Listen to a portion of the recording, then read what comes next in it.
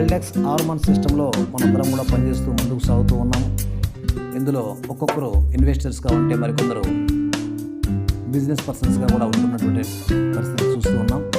ఈ నేపథ్యంలో ఆర్మన్ అనే సంస్థ గత 9 సంవత్సరాలుగా దిగ్విజయంగా 45 దేశాల్లో దాదాపు 25 లక్షల మంది కమ్యూనిటీ కలిగి ముందుకు సాగుతున్నటువంటి సిస్టంలో మనందరం పనిచేస్తూ ముందుకు సాగుతున్నాం.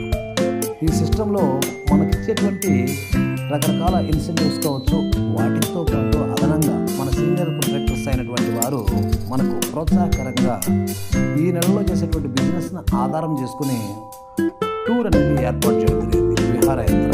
ఎక్కడ విహారయాత్ర అంటే గోదావరి నదీ జలాల పైన ఒకరోజు పాపికొండలో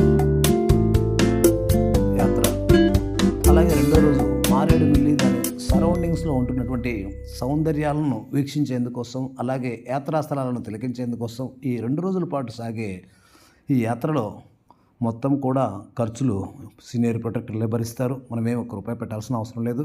అయితే ఈ యొక్క యాత్రకు, విహారయాత్రకు మనం ఎలిజిబుల్ కావాలి అంటే చిన్న టార్గెట్ ఇవ్వడం జరిగింది ఫ్రెండ్స్. ఏంటి ఆ టార్గెటు అంటే, మనకు ఈ సిస్టంలో పనిచేస్తున్న మనకు 2 లెగ్స్ ఉంటాయి.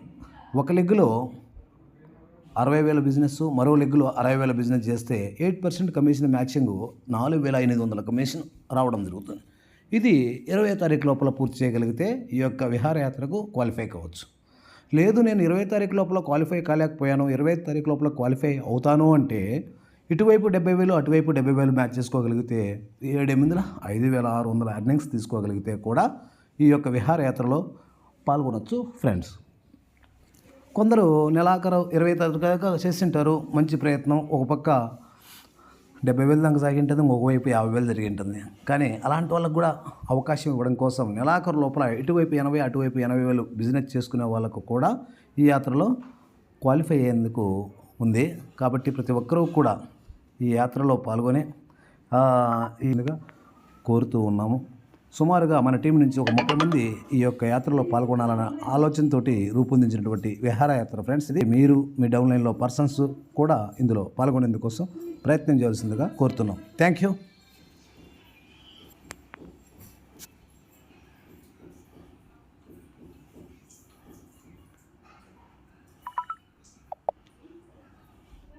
వచ్చినాడు స్టాలిన్.